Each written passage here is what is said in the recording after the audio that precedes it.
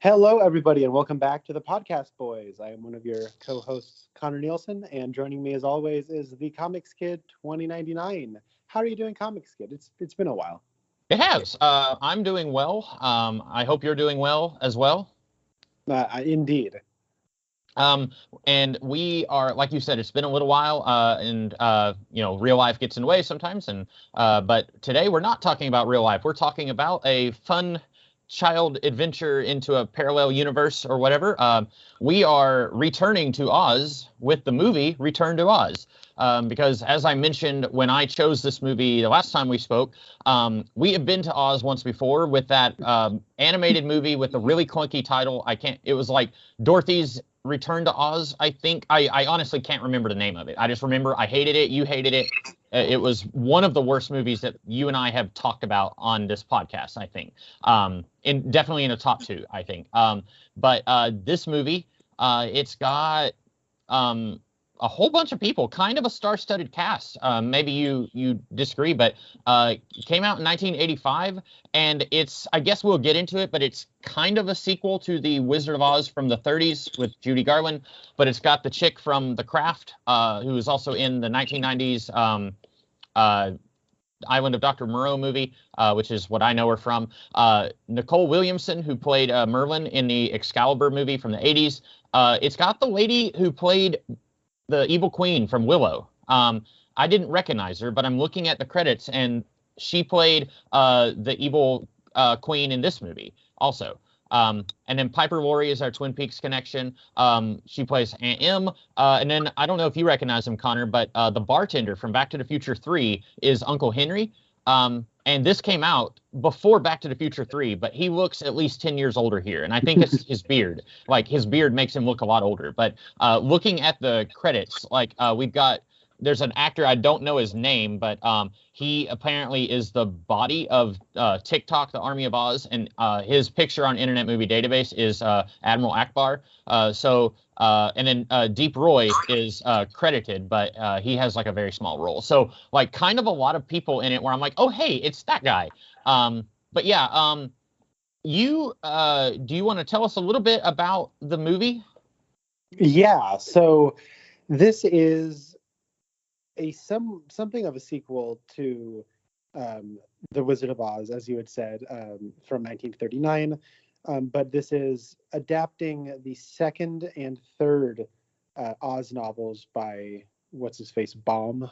Mm-hmm. But basically what we have here is 6 months after the events of The Wizard of Oz. Dorothy Gale is still living with her aunt and uncle and in Kansas, but the house has still been racked by the tornado. They are rebuilding, trying to readjust to normal life, but Dorothy is still talking about Oz and talking about Oz and apparently can't sleep an entire night. And so Aunt Em sends her basically to a child psychiatric ward. And while she is there, she is going to undergo electric shock therapy. And then she runs away. And then as she's running away, she gets swept up in a river and then wakes up back in Oz, except it's not the way she remembered it. Apparently, the Emerald City is no more, and it has been taken away by this ominous figure called the Gnome King. And so Dorothy must find some companions. This time, there is a tin soldier or some kind of wind-up soldier. TikTok, the Army of Oz, Jack Pumpkinhead, who is basically proto Jack Skellington. And then we also have a chicken and a talking head. Of like an antler or an antelope or something, moose or like a reindeer or whatever. Anyways, this is kind of a notorious movie, a notorious bomb. It came out in 1985, and it has gained something of a cult following over the years, mostly kind of as one of those, oh my gosh, this movie is terrifying. How did they release this for children to watch in the 80s? And that's kind of the context in which I knew it. I guess I'd always kind of meant to get around to this, but I'm glad you picked this because I watched the original 1939 film about 3-4 months ago now. Mm-hmm. So it was kind of nice to watch that, and then about close to 6 months afterwards, watch this because it takes place 6 months later. So Comics Kid, how did you feel about Return to Oz? I liked this movie a lot. I had no idea it was a financial bomb because this was a little bit before my time. But I remember watching this, at least part of it, when I was a kid. All I really remember is the Wheelers. They were probably like looking at it as an adult. I would say if you asked me which part would scare a child more, I would say, well, definitely the disembodied heads and the woman like taking off her head and screaming at Dorothy. That would definitely, and like the electroshock therapy and like it's like a flood and Dorothy is like, falling down the river. Like all of that, I would say would scare a child more. But for me, it was the Wheelers. I don't know what it was, but they were so terrifying to me as a child. And watching it this time, I was still very unsettled. Like you said, like this is not something I would immediately say is a kids movie, but that's why I like it now. I out of all the movies where it's like child goes to a weird parallel dimension, the Narnia stuff or all the various Oz stuff that exists now, or Alice in Wonderland. I like this because it treats that idea as a nightmare. If I was 9 or 10 years old and I was whisked to another land, and then there was like, a scarecrow homunculus that can talk to me and its head is like hollowed out, I would be screaming until I was hoarse. Like everything about this world is terrifying. And I like that this movie kind of goes that route. It's not trying to sugarcoat it and say, like, isn't this fun? And, the movie in the 30s, obviously they weren't going to make a horror movie. That's not what their intent was. But I like that this movie is doing something different than what this type of movie usually does. Mm-hmm. What'd you think of it? And I guess I should ask what you thought of the original Oz movie. So I think the original Oz movie is great. I think it's very good. It's one of those things where like it's so foundational to just culture and entertainment that there's like you could say so many different things are just at their core a remake of The Wizard of Oz. Uh, this podcast has its roots in Twin Peaks, and David Lynch, as just a filmmaker, like so many of his works are touched by The Wizard of Oz. You could look at just the basic cookie cutter fantasy like structure of character needs to get from A to B. Along the way, they meet companions. That's Oz. That's Mm-hmm. Wizard of Oz right there. Boom. The dream logic, just like the way it uses color, like and color coding, and like it just has.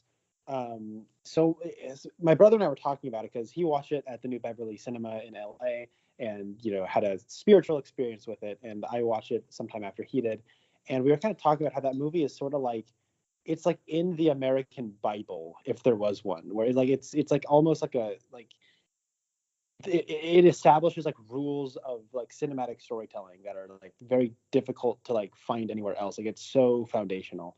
And I liked Return to Oz, and I was kind of surprised by how much I enjoyed it.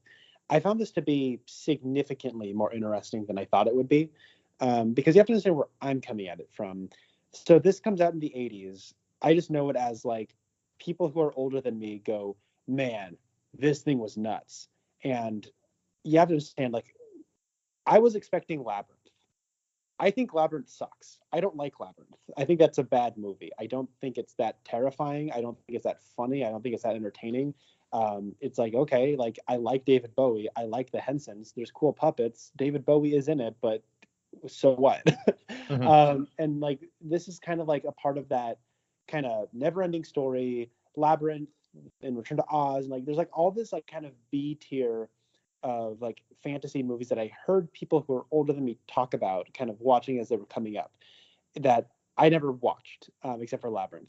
And it's all like post Star Wars, kind of like we got to find like a fantasy thing to do. And so like when people talk about Return to Oz, all I hear people talk about is how terrifying it is, and especially if you were a kid and you watched it, and how like counterintuitive and like upsetting it is. Um, and when I watch it, like I probably would have liked this as a kid. It's kind of spooky, it's kind of scary, but it's scary if you're a kid, like and like now that I have like the perspective that I have as an adult, like there is stuff here that's I think really cool, and like the way it respects children to like be able to like deal with what it has to offer. And like it never feels though like um it never feels like it's like a um like picking on kids. It doesn't feel like it's tricked kids into like ha ha ha ha. Like it's not mean spirited. It actually does kind of retain some of like the sort of like harmless whimsy that the original has, even though the imagery can be kind of terrifying when it's in live action. That I imagine plays different when it's on the page, right? But I liked it, and there's actually thematically kind of a lot I think going on here, and I think the way it's realized cinematically is like actually really intelligent. I was kind of beside myself when we got to the credits, and it said it was directed by Walter Murch. Yeah, I was just looking him up, and I don't know him. Like, I'm looking at, it looks like he's mostly known for like sound design. Is that right? Yes. When I saw Walter Murch, I'm like, what? That's not the Walter Murch, is it? And it is. This is the only time he ever directed anything. Oh. He is one of the most. So, okay, going to like New Hollywood and like talking about like George Lucas and Francis Ford Coppola, right? So George Lucas in the 70s, I think one of the best filmmakers of the, like ever. Like I think American Graffiti rules, and I think like the original Star Wars is like one of my like 5 favorite movies. George Lucas is great. He's also, you know, to a degree, a little lucky, you know, just kind of being at the right place at the right time, knowing the right people. He just happened to be married to one of the best editors to ever live. You know, that probably helps, right? But also he was buddies with Walter Murch, one of the best sound designers to ever live ever, as well, right? So like Walter Murch is like, he's like the co-writer of THX 1138, which is George Lucas's first film. He did the sound for that movie. He did the sound for American Graffiti. He did the sound for Godfather 1 and 2. He did the sound for The Conversation. Like Walter Murch is like, he's already proved his mettle as a sound designer. And he also has done film editing, I think, on like the Godfather films and other films as well, like throughout the 70s and 80s and 90s. So like he's you know got his bona fides in the this film editing and sound designing. And so it was kind of one of those things where I just thought this was made by some studio hack in the 80s. And I'm like, wow, for some studio hack in the 80s, they did a really good job. Like who did this? And it wasn't some studio hack. It was some guy that actually is an accomplished, you know, kind of more technical filmmaker, but had been in the industry for some time. And I was really impressed, as particularly the way he directed it. So anyways, I liked it, but let's get into it. Do you think Murch, do you think he didn't direct anything else because this was a financial bomb, or did he just prefer working in sound design? I don't know. I think it was probably a nightmare to make, and because like the visual effects in this movie are extremely ambitious, and I think they actually look good to this day. A lot of them do. But I also think that like it was very negatively reviewed, or not very. It had mixed reviews. Some of the bigger trades I know gave it very negative reviews. I know Siskel and Ebert gave it a very negative review, and it was a huge financial bomb. And so I think that probably just turned them off, just having a bad experience making it, and then not getting any credit when it came out. I imagine probably hurt, but that is all speculation on my part. Yeah, kind of sounds like, I don't know if you've seen it, but the 2000s remake of The Stepford Wives was directed by Frank Oz, and I don't think Frank Oz has directed anything since that movie. And that movie is not great, but I don't know if I would lay all the blame at Frank Oz's feet. And so I feel bad if he wants to direct and that movie like blocked him from doing that. So I wonder if it was something kind of like that. It could have been, yeah. It's a shame. Frank Oz has made some good movies. I like What About Bob a lot. Yeah, I forgot that he directed that. Yeah, that was a childhood favorite of mine. So with this movie, you had said something and I was going to say it and I don't remember. Yeah, the original Wizard of Oz. I feel like that is one of 2 movies that I expect every human being on this planet to have seen. And if someone says, I have never seen A New Hope or the original Wizard of Oz, I would audibly say, what? And I don't expect everyone to like those movies. Like if someone says they don't like Star Wars, it's like, you know what? Same. I like 2 Star Wars movies, and the rest can go, jump off a cliff. But so if someone says they just don't care for A New Hope, it's like, okay, fine. But I at least feel like those are 2 movies. I'm like, how have you gone so long in your life without seeing them? And so I feel like right off the bat, you mentioned that the special effects were ambitious. I think just the idea of we're going to do another Oz movie, even though it's been 50 years, like it's not really a legacy sequel. Like, you know how you have like The Force Awakens, or you've got this new Indiana Jones, or even the last Indiana Jones, or like the Crocodile Dundee 3, where it's like it's been a hot minute since the last movie, but we're going to do another one. Like that it's not really like that, but in a way, it's almost more dangerous. Not dangerous isn't the right word, but like, you know, pretty much Risky. like It's riskier, yeah. yes, thank you. Yes, because like everyone was going to go and watch The Force Awakens, right? That movie, it everyone was primed for more Star Wars. It had been what 10 years since the previous Star Wars movie, and at that time most people were kind of didn't think too fondly of the prequels. Now I feel like a lot of society has kind of turned around on that. Not me, I don't think Connor either, but at that time No. I think yeah, you've probably seen people where they're like, actually, and they've got like, you know, it's a cigarette holder, so they've got their cigarette and they're wearing like a Hugh Hefner jacket. And they say, actually, the prequels aren't that bad, and I'm just like, nope, I'm not even gonna entertain that nonsense. George Lucas is one of the great American filmmakers, but Ingmar Bergman made The Serpent's Egg, and George Lucas made Attack of the Clones. Okay, but yeah, I feel like Return to Oz was more of a like you said, risky, because in 50 years that movie became, like you said, a cult, like a touchstone of American like pop culture and just like culture in general. Like and so like saying we're gonna do another one, that was already like, oh, you're on thin ice, be very careful. And I also liked it, but like you said, it's not exactly a sequel to the movie, but it's also cashing in on the movie more so than the books. Because, like, at one point, Dorothy tells somebody, she says, all animals in Oz can talk. And as far as I know, that is a thing in the books.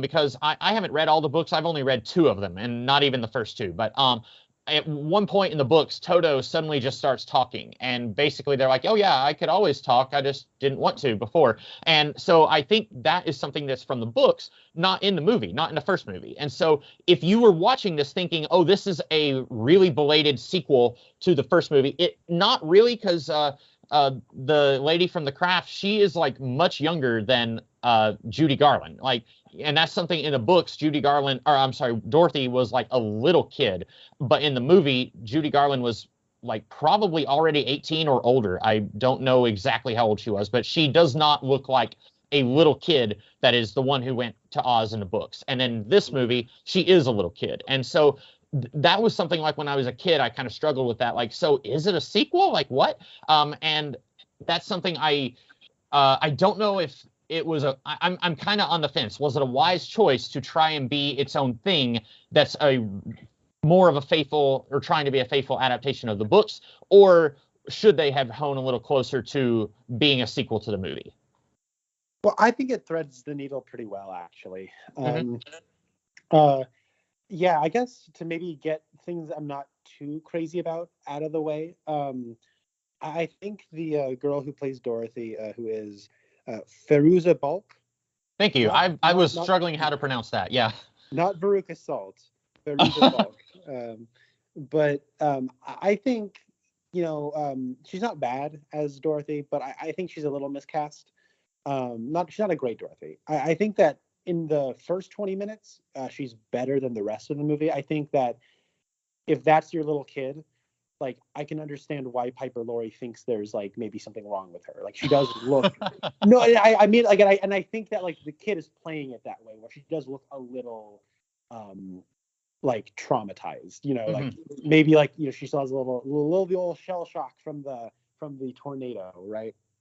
And so and I think for the first 20 minutes, her kind of like, she has like these big eyes, but she doesn't really enunciate much. She kind of mumbles, and she doesn't really respond physically, like super urgently to what's happening around her.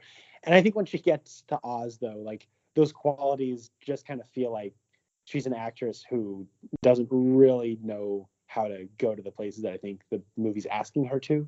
But to her credit, though, how old is she? She has to be like 8, right? And like all of her companions are like animatronics and puppets. like, like Yeah. this is probably was not an easy assignment for any actor, let alone one who's 8 years old. So I don't want to hold it too much against her. She's fine.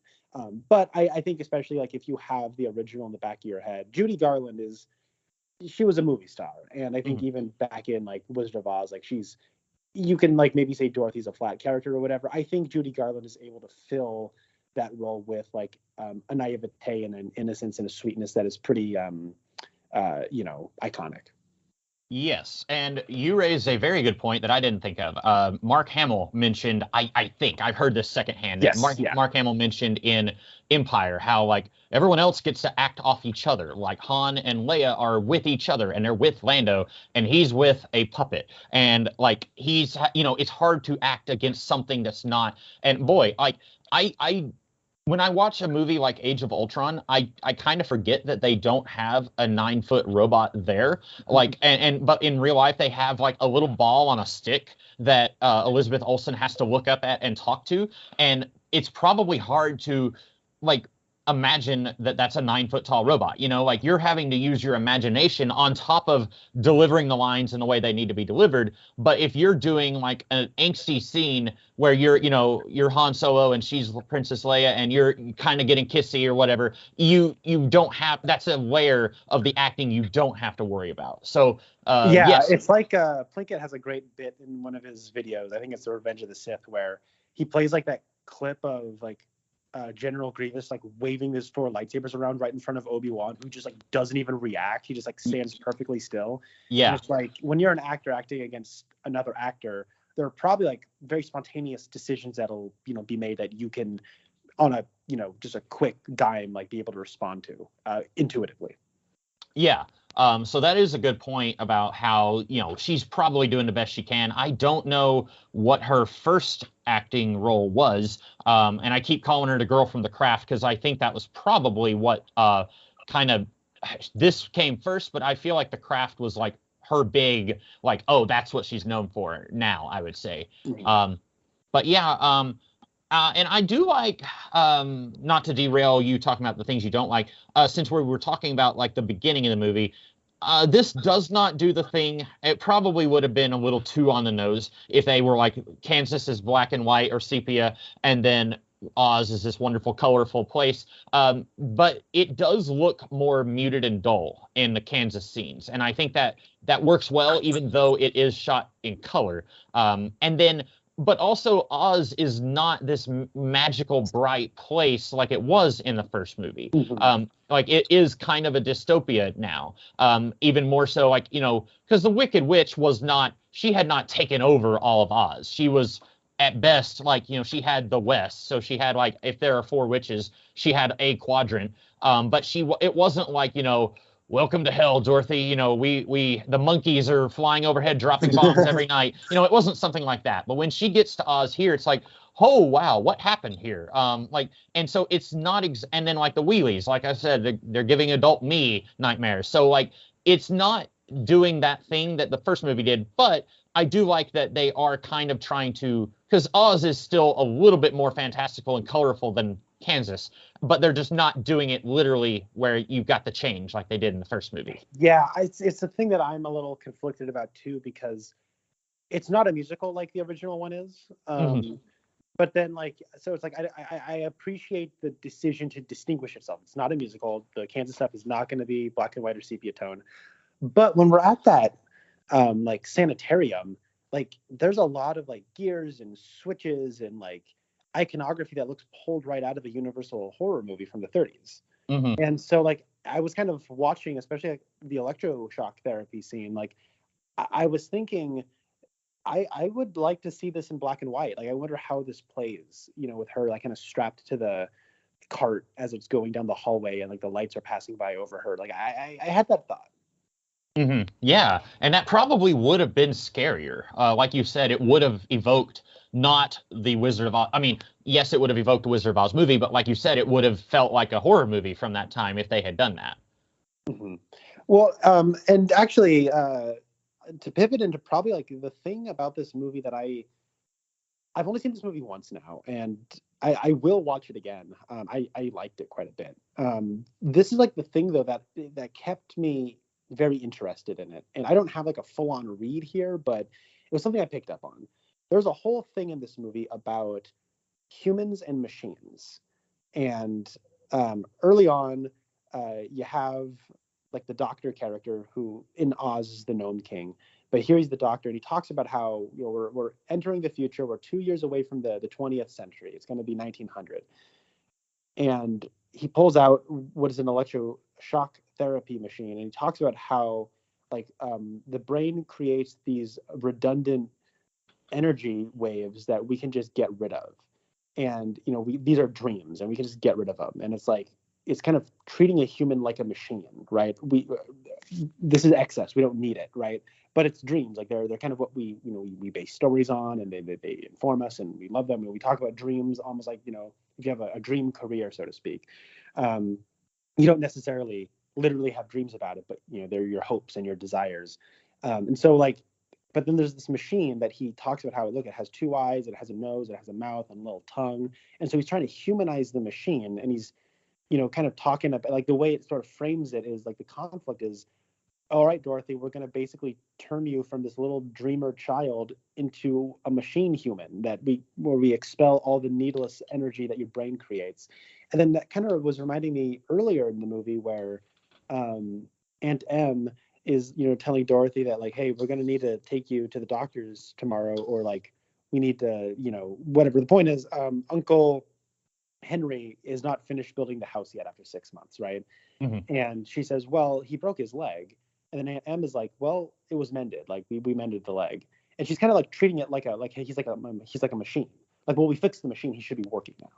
And like, Yeah. I get where she's coming from. She's not like being heartless. Like she's like, it's 1898. Like they're on the farm. They got to start producing. And then like even earlier, you have Dorothy talking to the little chicken saying, well, if you stop laying eggs, Aunt Em says we're going to like turn you into stew, chop you up and put you into stew. It's like, okay, once the chicken machine stops working, then it serves a different function. It serves as food. Like, like, and there is this kind of thing of like treating the natural world as if it's a machine. And when you get to Oz, what I found very interesting is all of her companions are animatronics or puppets or not living things that are humanized. And then when you get to the Gnome King at the end, he's like a stop motion marvel that becomes in stages an actor wearing all these layers of makeup and then becomes more and more human.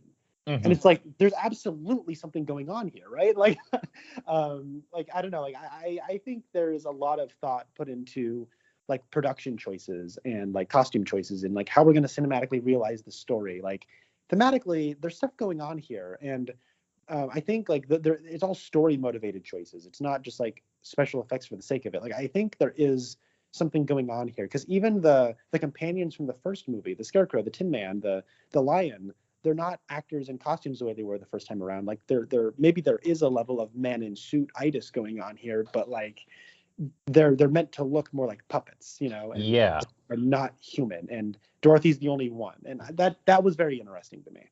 Yeah, thank you for bringing that up, because I didn't really pick up on that, but you're absolutely right. There is something there.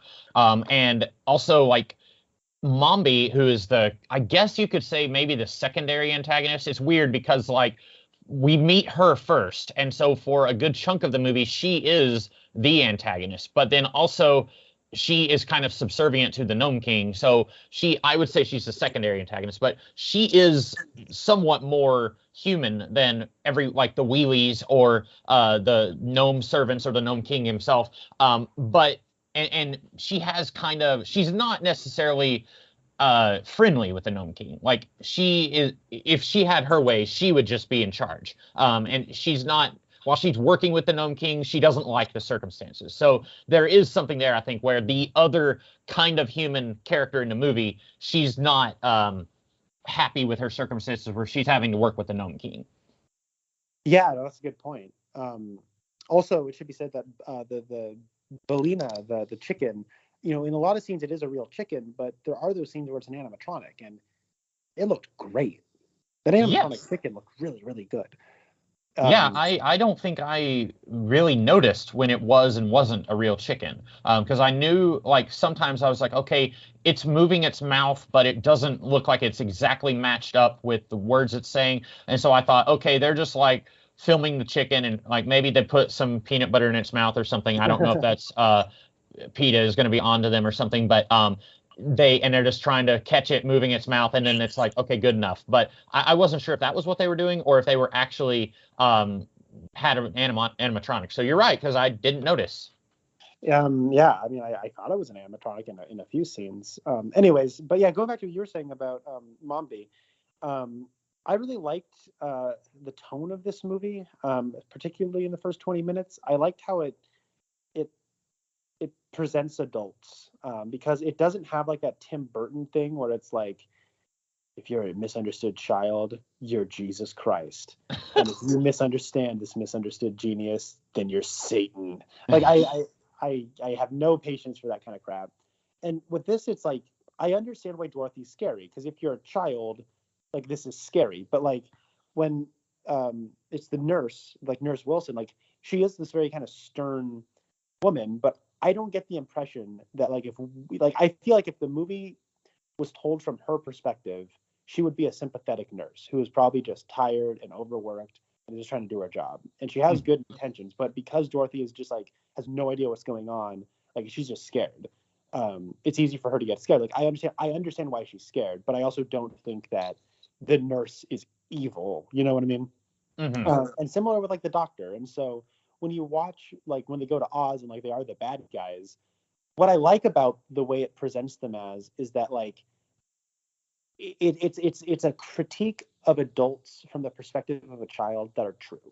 It notices like these truths about adults, like the way adults talk to children that children find unfair, and like it's actually probably like I think maybe like a cogent thing. Like when you're an adult, you have like power over children, like children's access to things, right? And I just want to be clear, adults should.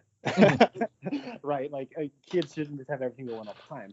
But like when I was a kid, I remember like asking my parents like, can I have this, I want this, can I have this? And like a lot of the time my parents wouldn't say no, they would just say maybe, but I knew maybe meant no. Mm-hmm. And so what's interesting here though is it's like you have Dorothy and like the Gnome King, he has like all of these really logical, like sympathetic things. He's like, hey, look, the emeralds belong to me. Like, you know what I mean? Like, they're mine. Like, and so when they built the Emerald City, like, it actually belongs to me.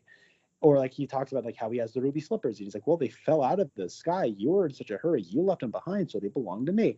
And it's like I can see the version of those discussions in real life where it is like an adult having to tell a child, like, look, I get this and you don't because this is the way it happened. And I can like, you know what I mean? It's like I can see both sides of it where like the kid sees it as unfair and because this is from a child's perspective, like I don't know, like it made sense where like I don't feel like the Gnome King is just Satan trying to take everything away from these children and like laugh maniacally.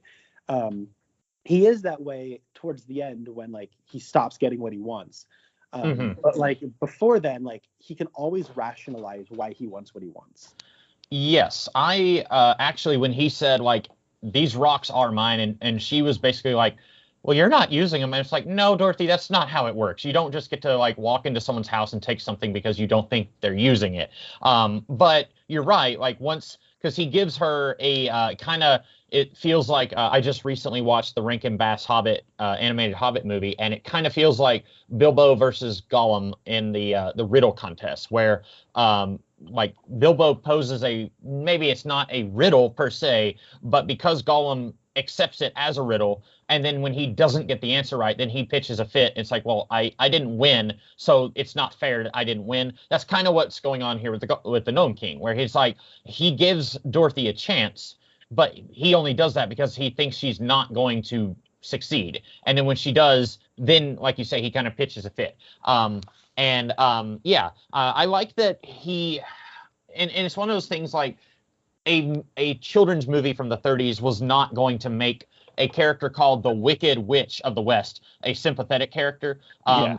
I mean, if you look at it on paper, like I would be upset if my sister got crushed under a house. And it's like, well, you were driving the house, little girl. So like, we should probably call the cops here, like exchange information at least. But so on paper, it's like, yeah, maybe she has a right to be upset. But then like, I also like, as you move closer to the present day, I do think like maybe it's time to give a little bit more dimension to your characters. I don't mind every now and then characters being black and white. But sometimes I like them being a little bit more fleshed out. And I like that they're doing that with the Gnome King. I like that too. And I did like the sort of weird dynamic between the Gnome King and Mombi, where like Mombi is very much kind of at his will, but he kind of lets her rule whatever kingdom she has. Mm-hmm. Another thing I really liked about this movie was its structure. I think that, it is like, it does kind of have a little bit of Lego sequel, DNA in it that, stuff like Jurassic World and Creed and Star Wars The Force Awakens and like all these other movies have kind of gone on to do, where it does sort of you can see the structure of the first movie shining through. Like Dorothy goes to Oz, she gains companions as she goes along, et cetera, et cetera. But beyond that, this does have its own distinguishing features beyond just, well, Oz is kind of in ruins right now. I like that because when you watch the first one, it's like that movie is sort of able to sort of break up its episodic structure by having a song. Mm-hmm. Right? Every little scene has a song, and that kind of breaks it up into chapters. And this one is not like that. You get the first 20 minutes before they go to Oz, but once you get to Oz, there's a whole sequence in the ruins of the Emerald City / Mombi's castle. And it's a legit sequence. It goes on for a while, and it keeps kind of revealing new things. And it's like there's this discovery, and then they all break out, and then are going to go to the Gnome King. And then there's like a short flight over to the Gnome King's mountain, and then once they get to the mountain, like they are there, and it becomes like basically like the last 30-40 minutes of the movie, before they have to go back, are all there, and so like it's very much a movie that I see in like, I guess, two halves once they get to Oz, as opposed to like a series of these little songs. Yeah. And you know me, I'm not a big fan of musicals. I think I'm willing to give Wizard of Oz a little bit of a pass because it's been part of my life for as long as I can remember. But the musicals I think do a pretty good, or the songs in the first one also do a good job of, they kind of paint for you, okay, like this is the Tin Man and this is his thing. His thing is that he thinks he needs a heart, and the Scarecrow thinks he's stupid. And then at the end of the movie, it's like, oh well, they all kind of had all that going like on all along. And one criticism I will level towards this movie is that I don't feel like I've gotten to know most of her companions in this movie. And in The Wizard of Oz, even though, like, really, it's just like you said, it's a song for the Tin Man, a song for the Scarecrow, a song for the Lion, and then they're at the Field of Poppies, and then they get into the city, and before you know it, you're in Act 3 of the movie. And I feel like even though you don't really spend that much time with the companions in the first one, it's really almost like they're tricking you into thinking that you have spent time with them. I feel like I've gotten to know the companions a little better in the first one. And maybe part of it is the companions are very simply characterized. Like the Scarecrow thinks that he's stupid and he wants more intelligence, and that's it. But this one, I just didn't get as much. Like the TikTok, I think he's kind of, he prides himself on like, I don't like emotions. Like, don't hug me. I'm just a cold thinking machine. And then by the end of the movie, he is a little bit sad to see Dorothy go. And maybe that's kind of feeds into what you were talking about the machines versus not machines. And now, even though he is a machine, he's like, okay, well, I am a little bit emotional that she's leaving. And so maybe I'm not as much of a machine as I thought. But then like the chicken, I don't really know much about Belina except that, well, I don't want to be turned into a stew, so I'm going to stay here. Okay, yeah, I understand. And then like the moose head, I don't really know anything about him. Or Jack Pumpkinhead, I don't really know anything about him. What did you maybe have a different take on that? I didn't. No, that's a good point. I think that's maybe why like I enjoy this movie, but I don't think it's great. And I think you kind of highlighted, I'm thinking about the original where you're right. You do understand the companions, I think better, and it's not just because they have a song. Because what I think is going on in that movie is that we see those qualities in the companions, and it's because they are the qualities that Dorothy is looking for in herself, right? And so it's one of those things where as we get to know the companions, we get to know Dorothy, and then they had those qualities all along. So did she, and it is, I think, better rounded up as a kind of character centric story and like why those characters are there. This one does have these, I think, kind of marvelous special effects as the companions, and I find them amusing in and of themselves. But you're right, they do kind of lack that significance. And I will, what's good enough for the goose is good enough for the gander. I will say I have always kind of had a problem with the original Wizard of Oz movie. I feel like it does a good job with the Scarecrow and the Tin Man, where they think we need a brain or we need a heart. With the Lion, I've always felt like the movie kind of underserves him. I like in the movie, at one point, the Scarecrow gets like a tactical, like he's the one who comes up with the idea of let's knock out those. They're not. Whatever they are, Winkies, I think is what they're called. He said, let's knock out those Winkies and steal their uniforms and sneak. You were talking about how that movie is in like the DNA of pop culture, like Indiana Jones, Star Wars, the Lord of the Rings. I think Sam and Frodo do that one. And that, they sort of make that castle look like Emerald City. But like, so Scarecrow is the one who he comes up with that idea, and then at one point he's like coming up with an idea when they're in the big fight scene. Whenever everyone starts passing out in the field of poppies, the Tin Man is the one who's crying, and it's like, oh, he does have a heart. Oh, and I will say the Lion, I never got a sense of like, there was never a moment where it's like, get behind me, like, I'm going to take a bullet for you, or like, he jumps in and starts fighting people, even though he's like, I'm terrified, but Dorothy's in danger or something. In the book that might have been more of a thing, but I never really got that in the movie. So I will say, while I think the first movie does do a better job with the overall cast, I think it could have been a little bit better. Yeah, and I think while we're kind of digging a little bit into negatives here, when it comes to Oz, like it is like, and I don't mean this negatively or positively necessarily. This is just kind of what it is. Like, contrivance kind of is the name of the game, and like there is a level that you're willing to give it, right? Where it is like it's a dream world, it's Oz, it's a fantasy. So why did Dorothy just happen to land exactly here on top of the Wicked Witch of the East? Well, who cares, right? Like we need a story to happen. Why did this bucket of water just happen to ruin the Wicked Witch of the West? Who cares, right? I always keep the thing that is going to kill me. I have a bucket of acid like within arm's reach of me right now.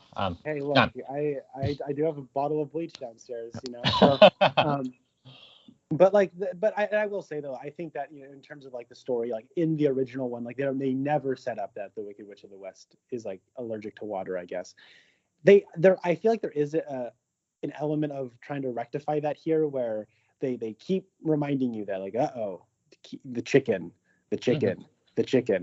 Here's the thing though, like I felt like it's I feel like I have the same problem, right? Like with it, like it doesn't matter. Like I get that it's kind of like Carol-esque, like Lewis Carroll style nonsense, right? Like I get it, but like just because they set it up, like I've always kind of had that like thought in the last few months of, I guess they could have set up that the Wicked Witch of the West doesn't like water. I guess like just to set it up. But like now that I've seen it where they did set up like chickens, or no, the bad guys don't like chickens, and then like the chicken just happens to be in Jack Pumpkinhead's head, and it just happens to lay an egg at the right moment, and it's like, oh well, doggone it, that's just as contrived as the bucket of water being right there. Like it doesn't even like, I don't even think it matters that it was set up. Yeah. So, but there's a lot of other kind of more just contrived elements to the way it's set up that I'm just willing to give the movie. So. Yeah, and you have a good point. Like, this reminds me of Brandon Sanderson, who is a sci-fi and fantasy author. He has talked about in a fantasy story, you have your hard magic and your soft magic, and a hard magic is where you understand everything, you know how it works, and if the writer suddenly cheats, if it's a hard magic system, you are going to say, hang on a second, that doesn't make sense, it's inconsistent. I just recently watched the third Fantastic Beasts movie, and there's like 3 different moments where characters teleport in that movie, and I said, hold on a second, none of this makes sense. Like, it was inconsistent with previous Harry Potter lore. And so that is like a hard magic. And then, like, I feel like the Wizard of Oz stuff is much more of a soft magic. And you're right, like Lewis Carroll, or even like maybe even the Chronicles of Narnia. I've only read 2 of those books.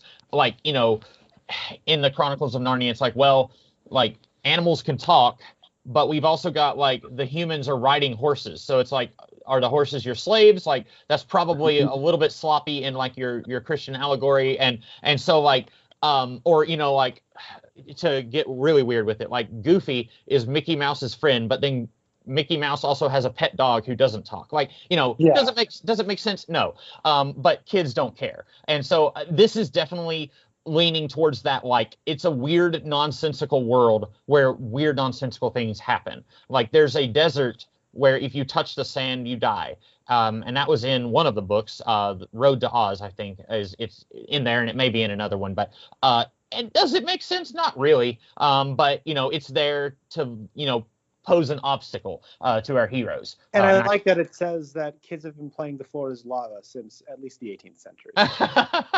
Yeah. Or sorry, 19th century, my bad. Yeah. But yeah,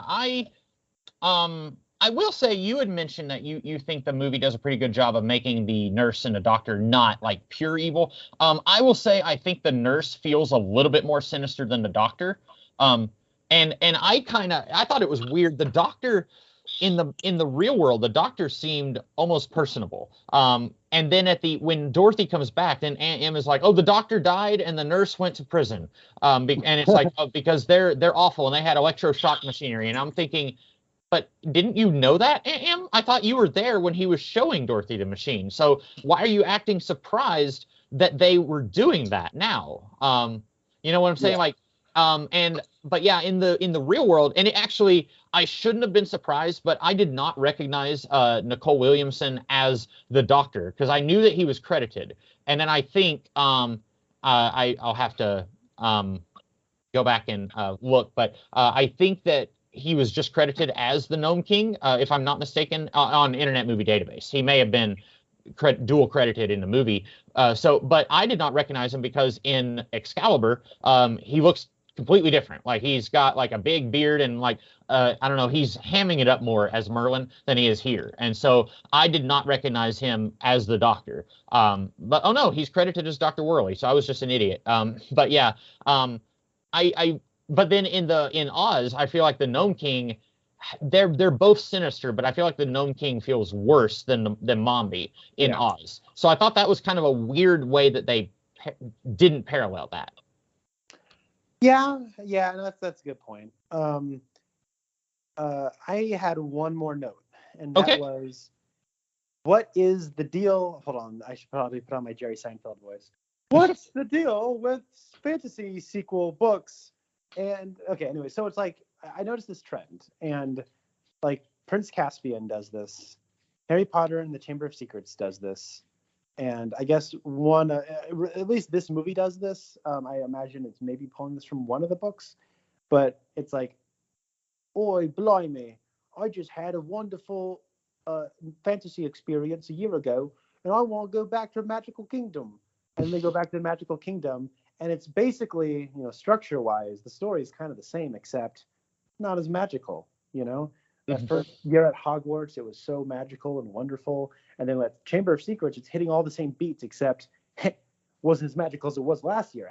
Like, it's just that, And then, like, Prince Caspian's like the same thing. They're all like, oi, blimey, let's go back to Narnia. And then they go back to Narnia, and then it's like no one remembers them because it's been bajillion years. and they just keep hitting the same beats, except, ain't no Mr. Tubman's here to save you now, huh? And it's just like it's like you know what I mean? Like, they hit all the same beats, and it's like, except it's subverted, where it's like, it's sad now, and so like this has like the same thing where it's like, oh look it, we made it back to Oz. Oh look it, it's the Yellow Brick Road, except it's all ruined. Oh no, and so like I don't know if that's like, I don't know where that starts, who started that. It was a thing I noticed. Anyway, Yeah. Well, let me ask you this because I don't know the answer. Which would be better if they do that, or if it was basically just the same? Because I think I would probably, if they did a sequel to, like, and I have, because I said I've read two of the Narnia books recently. It was the Lion, the Witch, and the Wardrobe, and then The Horse and His Boy, which is actually more of a sidequel that's set during their reign, whenever they're kings and queens. And so I haven't read Prince Caspian yet. That's fine. It's like a 70-year-old book by now, but but I think if I watched, a fantasy movie where they go and do something magical and then they go back and it's like, as if it's basically the same, I would complain and be like, I would want it to be a little different. But I don't know, what I'm saying? Like, I don't know if I would have a. Yeah. Well, and I think, like, I guess what I'm getting at is, like, what I guess the issue I have with that is just like a setup, or just as like a concept for a sequel, is that you are just doing the same thing again, but you're just kind of making the illusion that it's different by, like, well, they're not going to ride the Hogwarts Express. They're going to ride a flying car next to the Hogwarts Express. Like, it's the same thing.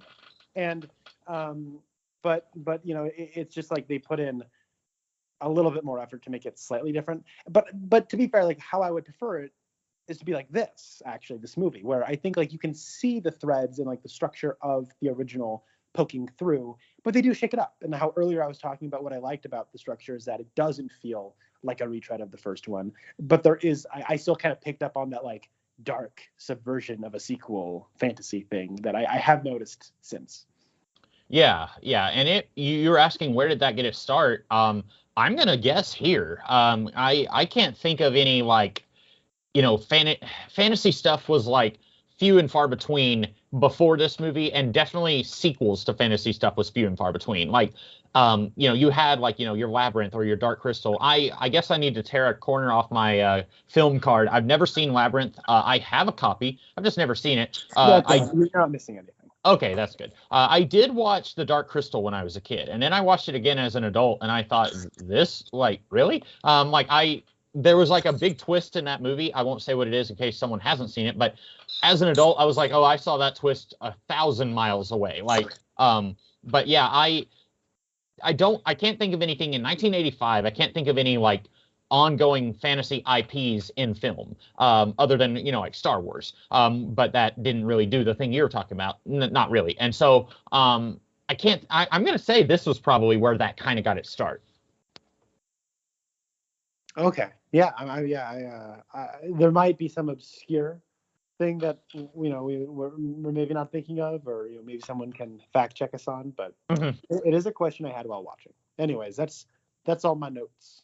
I had one final thing. It's probably more of a thing against the books than the movie, although the movie is, borrowing from the books. But one thing because I only read, I think it was book 5 and book 7, but one thing I would have liked after, watching the first movie many times, and I say first movie, yes, I know there was a silent movie before the Judy Garland one. Nobody cares about that one. I'm just talking about the one with Judy Garland. But when I watched that one so many times, and then it's like, oh, there was like 25 books or whatever. And I'm like, oh, cool. I want to see what happened to the Scarecrow. What happened to the Lion? Did the Scarecrow become, like, a democratically elected president? Is the Lion, like, is he going out there and he's an ambassador to all the other animals who are maybe a little bit more aggressive than he is? And it's like, no, we're just going to completely, like, no, brand new characters all across the board. Like, we've got Jack Pumpkinhead, and we got this moose, and we got a chicken, and the Army of Oz. And you, like, in the books, like, the other, like, the Tin Man shows up, the Scarecrow shows up, like, Patchwork Girl of Oz. The Scarecrow, I think, kind of has a thing with the Patchwork Girl, I think. And she is brought to life by the powder that brings the moose head to life in this movie. But it's basically like Baum didn't really care about the characters he had introduced before or any of the lore he had introduced before, and he just wanted to kind of, each book, I'm going to introduce something brand new, and that's fine because it makes Oz seem like a bigger place. But I also, as a reader, I want to know, like, I want to see an extension of what you did before. Yeah. And I've recently been reading some of the Edgar Rice Burroughs Barsoom books. John Carter of Mars, they made a movie about 10 years ago, and I've been reading some of those books recently, and Edgar Rice Burroughs does a similar thing where after, like, the third book, he kind of will just say, okay, here's a book that focuses on this character that I briefly introduced before. Here's a book focus on a brand new character. And I'm like, well, that's fine, but I kind of liked the characters you had introduced already, and now you're not doing anything with them. And that's something the movie, it could have just done its own story if it wanted to. Like they could have said, yeah, let's go ahead and just reuse the Scarecrow and the Tin Man and the Lion again. And we've got the technology, now we can make it look more like a real lion and not, someone from Andrew Lloyd Webber's Cats. But I do feel like, he kind of, but anyway, but they wanted to sort of borrow from the books, but not quite, Yeah, no, that's a good point. I will say, like, with I understand, like, Baum wrote, like, 24 Oz books, but 14 maybe, I don't know. But a lot. But the thing is, like, I have this thing, though, where with The Wizard of Oz as a film in the canon of, pop culture, I just, like, when you take that on its own, I feel like when I'm watching that movie, to make a sequel misses the point. To really explore the lore here, that makes me cringe. I don't care, when I take that movie as its own thing, which is why, like, watching this movie as a sequel, I was really hesitant to do so. I was curious. I was going to watch it at some point, and this was much better than I thought it would be, and it justified its existence, I think, quite gracefully. I still have no interest in that Sam Raimi Oz the Great and Powerful thing, where it looks like, Lord of the Rings infused Wizard of Oz. Like, no, I don't want it. I watched that movie. I think I own a copy. I don't hate it. It's another one of those where it's like, is this is it a prequel to the movie, or is it being more faithful to the books? And I think even more so, it's a little more muddled there. I've only seen it once, but I didn't hate it, but also, like, I had very little expectations going into that. And I feel like it kind of did do what I wanted, where it was exploring the lore that was introduced in the first book, in the first movie. And so maybe that's why I liked it a little bit more. But yeah, I've been a while since I've seen it, so I'm not going to give a glowing recommendation for it, especially if you're already not wanting to see it. No, I hear you. All right. Is that everything? I believe so. Do you have a choice for us, something for us to watch in the future? Yeah, this is one that's kind of been stewing for a while. All right. I don't like your tone of voice. I don't like where this is going. Or maybe I do. Finally gonna pull the cord on this. You picked this for Piper Laurie, who's fine. We should probably say, she's in it. She's pretty good. She's fine in multiple senses of the word. Yeah. As we established last time, I have a thing for older women, and she's also a good actress. Carry on. Yeah. Well, speaking of fine women, Heather Graham. Oh no! Is this that movie with Joseph Fiennes? Hey. Oh no! Finally gonna pull the cord on this. I've been sitting on it for a while. We're finally gonna do. I mean, if you by Joseph Fiennes you mean Mike Myers, then yes. This is Austin Powers, The Spy Who Shagged Me. Oh, okay. I was thinking, guys. Oh, you did. I was thinking that wasn't there a movie with Joseph Fiennes with a 0% on Rotten Tomatoes? Yep, we're gonna have to wait on that one for some time. But no, I'm picking Austin Powers in The Spy Who Shagged Me. I think it's 1999 or something. It's got Mike Myers, Heather Graham, Mike Myers, Seth Green, and Mike Myers. So. I've never seen any of the Austin Powers movies. I guess I'm tearing another corner off my film card. Yeah, I know. That's not a film card. That's just a 90s card. Whoa. Yeah. Did you even 90s, bro? Like, what is this?